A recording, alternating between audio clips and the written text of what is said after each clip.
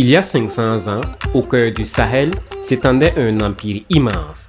Un empire qui rivalisait avec les Ottomans pour la grandeur, contrôlait les routes de l'or traversant le Sahara et abritait Tombouctou, une cité où les manuscrits valaient plus cher que les épices, où les savants venaient du Bagdad, du Caire, de la Mecque pour étudier.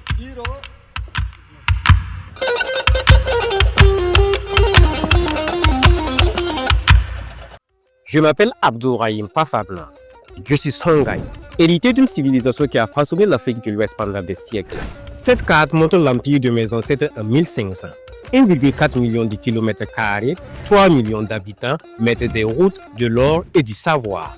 Mais pourquoi si peu de gens connaissent cette histoire? Pourquoi nos grands-parents, qui parlaient encore de la gloire du Gao, n'apparaît-il dans aucun livre d'histoire occidentale? Aujourd'hui, nous sommes plus de 3 millions de Songhai, dispersés entre le Mali, le Niger, le Burkina Faso et le monde. Notre langue résonne encore sur les rives du Niger. Nos traditions perdurent, mais notre histoire reste méconnue. Ce documentaire n'est pas qu'un voyage dans le passé. C'est l'histoire de qui nous sommes, d'où nous venons et surtout où nous allons.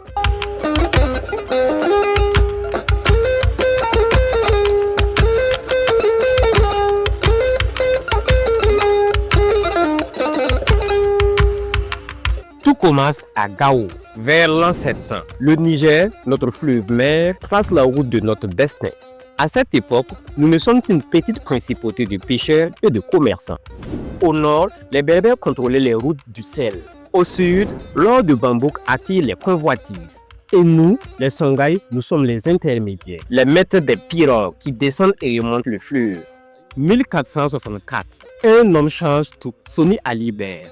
Soni le Grand, comme l'appelle encore le griot. En 28 ans, il transforme notre petite principauté en empire. Sa stratégie, allier la cavalerie terrestre à une flotte fluviale révolutionnaire. Tombouctou tombe en 1468. Mais Soni Alibert n'est pas qu'un conquérant. C'est un stratège qui comprend que pour unir les peuples, il faut respecter les traditions. Musulman dans les villes, animiste dans les villages. Il adapte sa politique à ses sujets. Quand il meurt en 1492, il laisse un empire, mais pas de succession claire. C'est là qu'intervient un homme encore plus visionnaire. Mohamed Touré prend le pouvoir par un coup d'État en 1493. Il se fait appeler Askia, celui qui force le destin. Et le destin, il va le forcer pendant 35 ans. Sous son règne, Tombouctou devient l'une des plus grandes universités pour moi. 25 000 étudiants, 180 écoles coraniques, une bibliothèque de plus de 700 000 manuscrits. Mais le génie d'Askia Mohamed, c'est l'organisation. Il divise l'empire en provinces, nomme des gouverneurs, crée une administration centrale, un système si efficace qu'il inspira les empires ultérieurs. L'économie prospère. L'or de Bambouk, le sel de Tagaza, transite par nos territoires. Gao devient l'une des villes les plus riches pour moi. En 1528, Askia Mohamed entreprend le pèlerinage à la Mecque, avec 1500 hommes et 300 000 pièces d'or. Il revient avec le titre de calife du Soudan, légitimant religieusement son pouvoir. 1591. À Tombézi, l'impossible se produit. Une armée de 4000 Marocains équipés d'arquebuses affronte 40 000 guerriers Songhai. Nos ancêtres, malgré leur courage et leur nombre, ne peuvent rien contre la poudre à canon. En quelques heures, 500 ans d'empire s'effondrent. Mais l'histoire ne s'arrête pas là, car un peuple ne meurt jamais vraiment. Il se transforme, s'adapte et survit. Après la chute de l'empire, les Songhai n'ont pas disparu. Ils ont pris les chemins de l'exode, portant avec eux leur savoir, leurs traditions, leur identité. Certains sont restés sur les rives du Niger, d'autres ont migré vers de nouvelles terres d'espoir.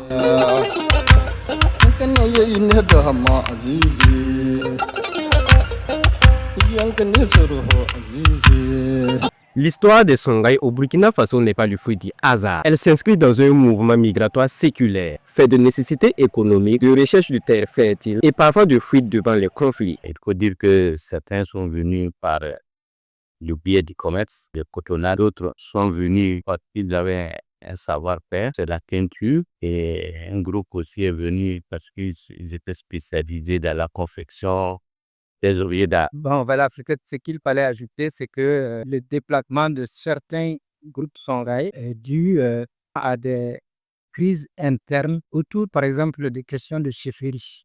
Donc, ça a provoqué le déplacement de certains Songhai vers, par exemple, je vais dire, dans le Burkina Faso ici. Bon, bien sûr, à l'époque, on ne parlait pas de Burkina Faso. Voilà, donc, puisque ces déplacements-là, ces migrations-là sont arrivées depuis la fin du XVIe siècle et dans le début du XVIIe siècle. Donc, à l'époque, on ne parlait pas de Burkina Faso. C'est juste pour ajouter que c'est une cause du déplacement de certains groupes Songhai qui sont dans le territoire actuel du Burkina Faso. Voilà. Beaucoup de gens ne le savent pas. Je peux citer le village de Tokbangu, le village d'Ambam, le village de Marcoy, le village de Sabnossi, le village de Tinagedel, le village de Kourizena, le village de Palanguntu, et Gorom. Certains sont installés également à Dori, et dans le quartier Ombori. Il y en a qui sont dans le Soum, il y en a qui sont plus loin encore dans le Salmatenga. La culture Songhai, c'est bien plus qu'un folklore. C'est un système de valeurs, une vision du monde, une manière d'être qui nous relie à nos ancêtres de Gao, tout en nous permettant de nous épanouir dans le monde moderne. Et la langue sur le Songhai, vraiment, c'est primordial, puisque la langue véhicule beaucoup de choses.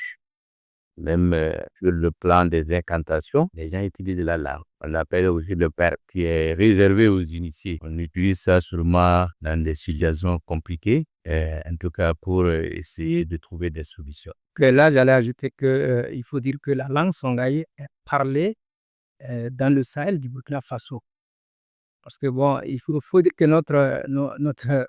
nos échanges vont surtout porter sur le Songhai au Burkina Faso. Donc, la langue Songhai est parlée dans le Sahel du Burkina Faso, dans toutes les provinces. Donc, du Burkina Faso, on rencontre des villages Songhai et la langue est toujours parlée. Maintenant, en plus du Sahel, il y a en zone Moussi ici, des villages Songhai qui continuent de parler la langue.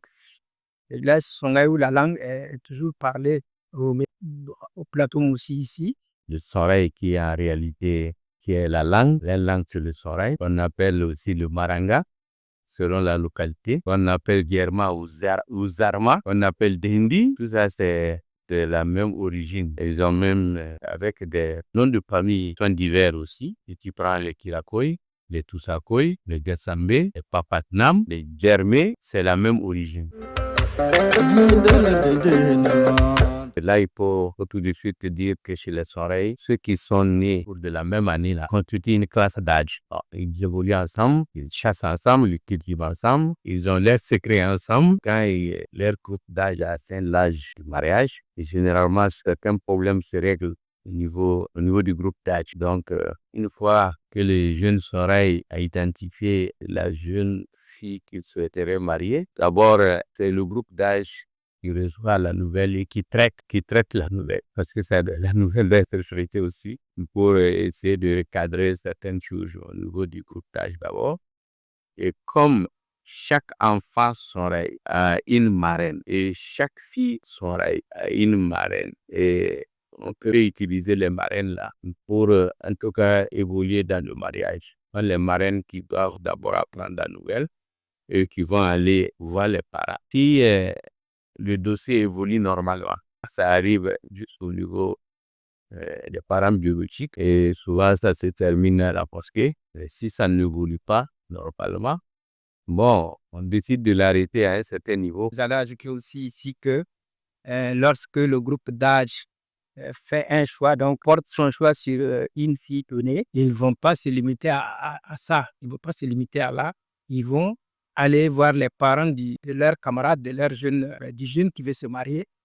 Et c'est les parents vont se prononcer par rapport à la fille qu'ils leur proposent. Voilà, donc si c'est une fille derrière laquelle les parents ne veulent pas voir leur enfant s'engager, alors tout de suite, ils vont conseiller à leur enfant, peut-être pas lui dire ouvertement de ne pas s'engager là-bas, mais ils vont lui dire plutôt, mais au lieu d'aller, je sais pas, au lieu de choisir telle fille, est-ce que c'est pas mieux de voir dans telle famille, il y a la fille de tant qui est là, la fille d'un tel aussi qui est là. Donc tout ça, c'était des façons de gérer les mariages en milieu Songhai.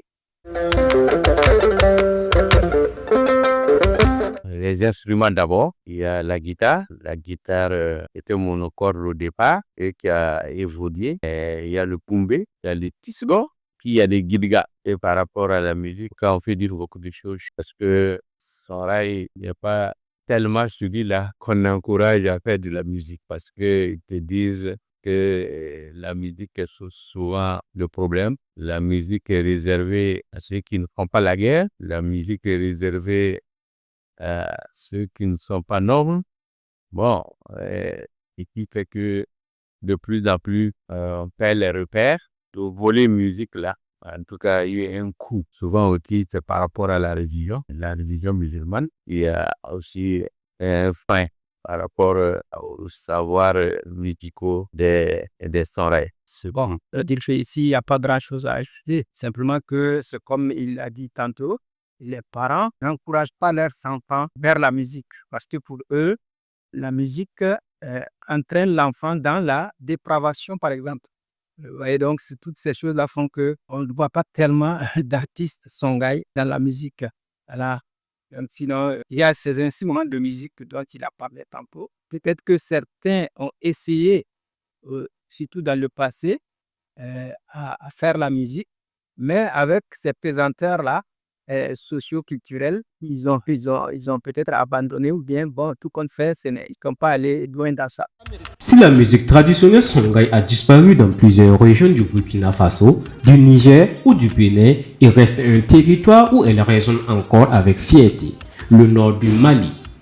Le takamba, musique emblématique du peuple songhai, continue d'être pratiqué à Gao, Tombouctou, Kidal et bien d'autres localités. Ces régions ont su préserver jalousement ce art, malgré le poids des siècles, les conflits et l'islamisation.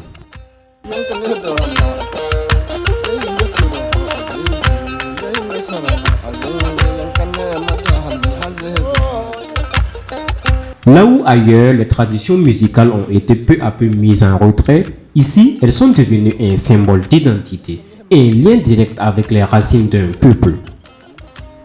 Le takamba, c'est notre mémoire. Tant que cette musique vivra, notre culture ne mourra jamais.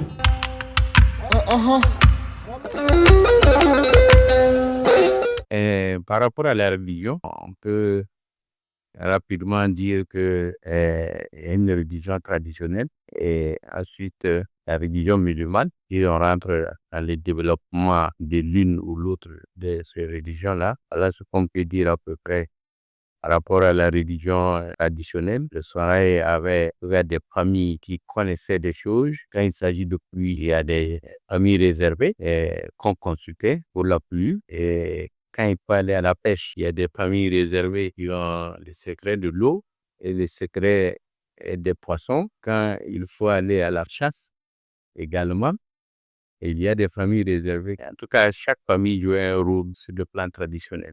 Moi, je vais peut-être revenir sur les religions traditionnelles. Il faut dire que, comme il le disait, avant l'islam, les Songhai pratiquaient des religions traditionnelles.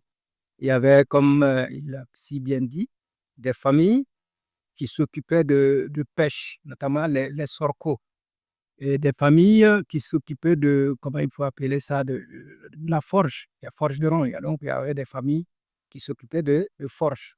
Il y avait aussi des familles qui s'occupaient de pluie et on les appelait aussi des Sorko, c'est-à-dire et les pêcheurs étaient des Sorko et les, comment dirais-je, les gens de pluie là aussi, les gens qui s'occupaient de pluie, pardon, et s'appelaient aussi des Sorko. Alors, il y avait ce qu'on appelait les Songanké. Les Songanké, c'était des gens qui avaient initiés, en tout cas qui étaient initiés, qui avaient des pouvoirs qu'ils ont hérités de leurs ancêtres. Voilà, donc tous ces groupes-là avaient ces incantations-là. Chaque groupe était spécialiste dans des incantations bien données, c'est-à-dire des incantations par rapport à la chasse, c'était les chasseurs qui étaient mieux indiqués, des incantations par rapport à la pluie. Donc, chaque groupe de praticiens avait ces incantations qui lui étaient spéciales. Voilà, donc en plus de ça, il y avait ce que les Songhai appellent les Holei. En fait, c'est des esprits. Et donc, il y avait le culte aussi des esprits que les Songhai pratiquaient durant le moment où ils pratiquaient les religions traditionnelles, bien sûr. Voilà. Et j'allais ajouter par rapport à ces religions traditionnelles. Et il faut dire que, comme il a si bien dit, de plus en plus, depuis les Askia, donc, l'islam s'est implanté et ces religions traditionnelles-là sont en train de perdre le pas. C'est-à-dire que de plus en plus, on voit que ces religions-là sont abandonnées. Il y a de moins en moins de pratiquants de ces religions-là. Mais face au défi de la mondialisation, comment transmettre ce patrimoine aux nouvelles générations? Quels sont les enjeux de demain? Dans un monde en mutation rapide, préserver sa culture devient un défi quotidien. Entre modernité et tradition, quels sont les conseils de nos aînés pour que l'héritage du Songhai continue de vivre? Il faut dire qu'il y a un grand nombre de Songhai qui ne parlent plus la langue malheureusement. On les rencontre à Dori. Ils ont des patronymes Songhai, mais ils ont perdu la langue. Ils parlent le Fulfulde par exemple là-bas. D'autres groupes Songhai sont en Mlium aussi ici et ils aussi ont perdu la langue et ils parlent le Moré au lieu du Songhai.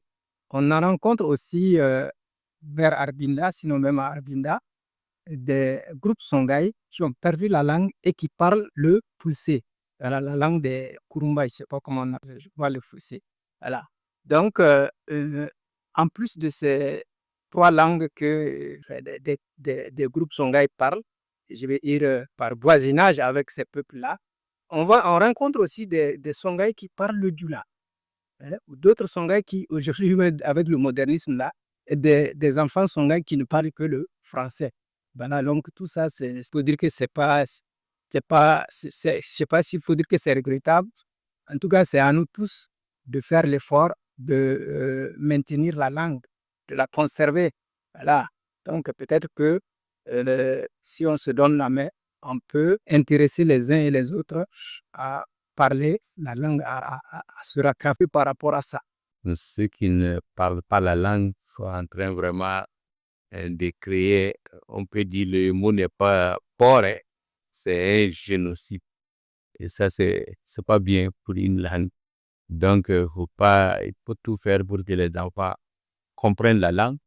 Bon, même quand on est en milieu, je veux dire citadin, bon, il faut quand même parler sa langue à ses enfants. Il faut faire l'effort de les amener au village de temps en temps pour qu'ils puissent se ressourcer et pour qu'ils sachent à tout moment qui ils sont et d'où ils sont venus.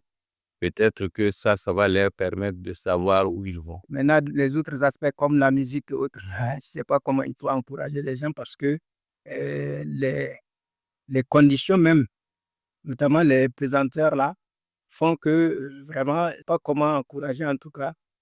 Sinon, c'est mieux que quand même on encourage les gens à s'intéresser à la musique, qu'on ait des artistes Songhai aussi et qui se produisent lors des spectacles. Voilà. Donc, vraiment, il faut encourager ceux qui peuvent avoir la volonté de tenter une musique, je veux dire une carrière musicale. Voilà. Donc, c'est ce que j'allais ajouter aussi par rapport à la musique et aussi à la langue. Sinon, en réalité, une carrière musicale, comme il a dit, il faut vraiment qu'on arrête de croire que c'est pour ceux qui ont tout raté. Parce qu'aujourd'hui, la musique nourrit son homme. Et aujourd'hui, il faut que les préjugés la tombent et que ceux qui veulent vraiment s'intéresser à la musique puissent s'y intéresser sans qu'on les marginalise. C'est ce qu'on peut dire. Merci beaucoup. De Gao à Ouagadougou, de Tombouctou à Niamey, l'héritage Songhai continue de vivre, non pas comme une relique du passé, mais comme une force vivante qui enrichit le présent et éclaire l'avenir. L'Empire Songhai nous enseigne que l'Afrique a brillé sur le monde, que nos ancêtres étaient des bâtisseurs, des savants, des innovateurs. Pour notre part, nous sommes les héritiers d'un empire qui a rayonné sur l'Afrique. Aujourd'hui, dispersés mais unis par notre culture, nous continuons d'écrire notre histoire. Car un peuple qui connaît son histoire, qui préserve sa culture et qui s'adapte au monde moderne, ce peuple-là ne mourra jamais. L'Empire du Songhai vit en chacun de nous.